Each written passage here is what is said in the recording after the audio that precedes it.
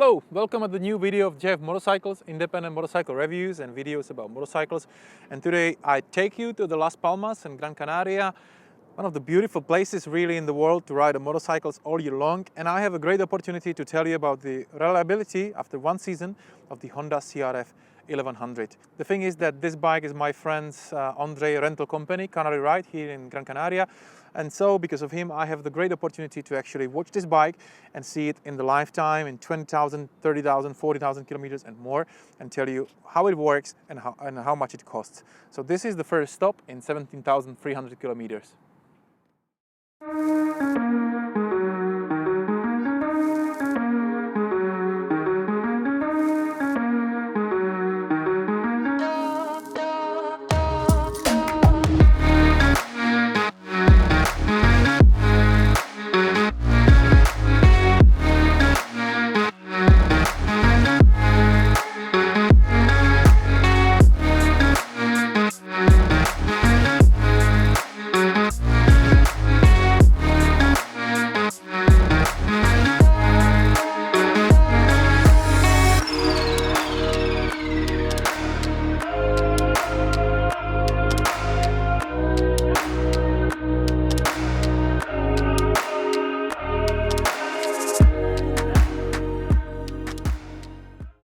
It's sometimes quite short to do a video about reliability of the Honda Africa Twin because usually it's the problemless, or there is not much to talk about.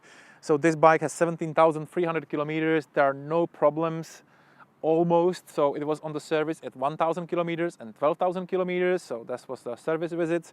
There was change of the tires, which you know, here it's a rental bike, so lots of different people does lots of different styles. So in about 8,000 kilometers, we exchanged the tires for the Continental TKC70, and now the other change, just the rear one, was on the 17,300 kilometers, just 5 minutes ago.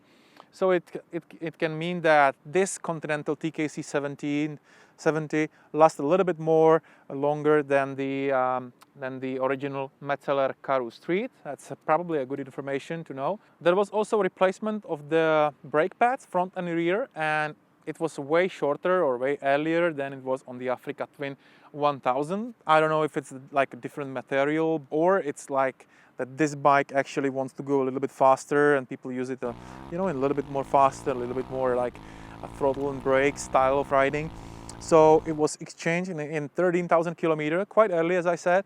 And the thing is that it was very expensive from the original part of the Honda. So Andre, the owner of the company, decided to buy the aftermarket ones from the company called Braking.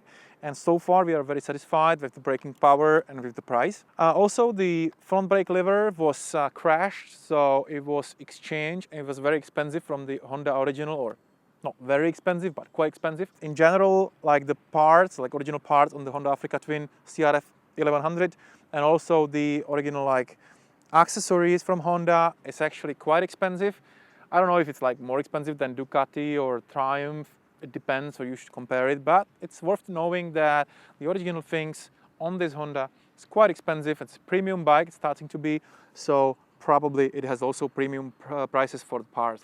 Besides this, on 17,300 kilometers, there were no problem whatsoever, but with the small exception of the display and of the electronic systems of the Honda Africa Twin.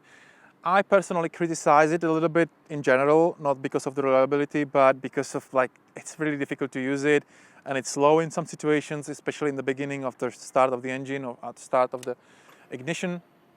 And if this unit is a problem that sometimes it's a black screen and sometimes it's due to restart the computer of the bike. It doesn't influence the ride actually, but it's kind of not really nice for the premium bike.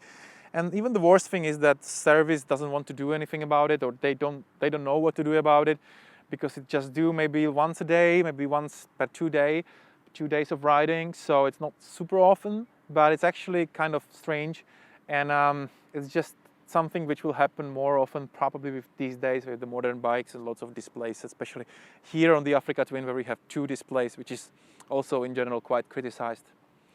Besides this, besides the small problems with the display, there is nothing else on this bike to actually mention in terms of reliability. And it's good to repeat that this video is not sponsored in any way. So actually, I don't want to be a Honda fan or anything like that. I just want to present the real numbers, the real experience with you.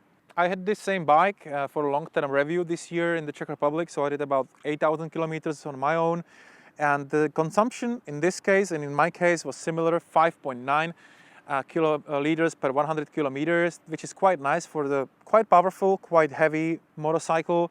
And what I found out that even if you go like between 160 and 200 kilometers per hour, the consumption stops at something like 6.7, 6.8 liters per 100 kilometers, which is like way less than on the Canary Ride 700, which has a really like big gap between going slow and between going fast. Probably worth mentioning, especially if you take into account the larger fuel tank. So in this bike you can travel way longer on the one gas tank.